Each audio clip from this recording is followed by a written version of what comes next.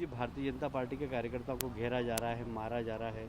यदि वो सेवा करना चाहते हैं, कोविड के मरीजों की सेवा करना चाहते हैं तो उन्हें रोका जाता है।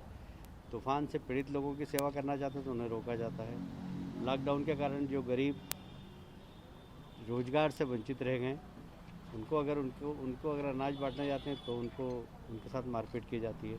सांसद तक को घूमने नहीं देते हैं अपने विधानसभा क्षेत्र के अंदर। तो एक तरीके से वहाँ तानाशाही है ममता जी की, डेमोक्रेसी बिल्कुल नहीं है। विपक्ष हमेशा कहीं ना कहीं झूठे अपराधों में फंसकर जेल में, थाने में और कोर्ट में चक्कर लगाता रहता है।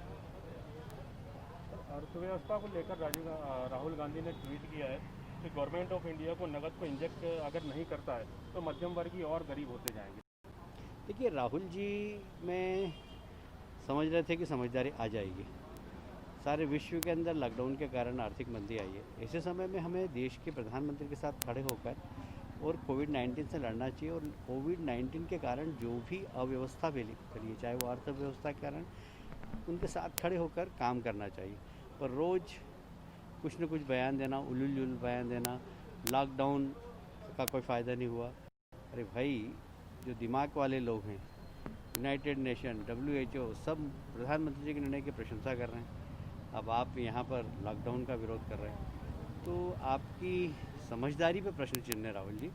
और इसलिए ऐसे समय में जब प्रधानमंत्री के साथ खड़े होकर देश के लोगों का मनोबल बढ़ाना चाहिए, रोज़ उलूल जुलूल बयान देकर एक गैर जवाबदार नेता की भूमिका वो अदा कर रहे हैं। सर, कांग्रेस नेताओं पे जो केस दर्ज हुआ उस पर कमलनाथ ने भी आपत्ति जताई है कि बीजेपी जो है लगातार वायलेशन कर रही है लॉकडाउन का, और कांग्रेस पर केस दर्ज किया जा रहा है। देखिए, कमलनाथ जी को तो ये बोलने का अधिकार नहीं। जिस तरीके से उन्होंने पूरे मध्य प्रदेश में कार्यकर्ताओं को प्रताड़ित किया है, इस बात को हम सब जानते हैं।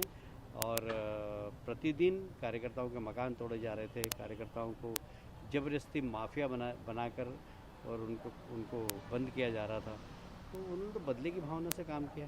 और अगर कांग्रेस के कार्यकर्ता धरना दे रहे हैं तो लगता है कि ये नियम विरुद्ध है, तो प्रशासन ने कार्रवाई की होगी।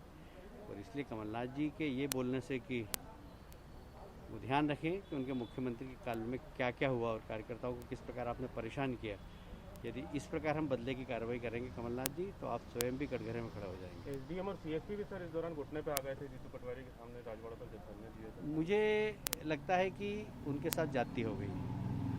उन्होंने विनम्रता दिखाई है, और नौकरशाह इस प्रकार की विनम्रता दिखाए तो उसको माफ़ करना चाहिए। पर लोगों ने ज़बरदस्ती प्रेशर बनाया है, और इस प्रकार दंडित करने का मैं नहीं मानता कि कोई आवश्यकता थी।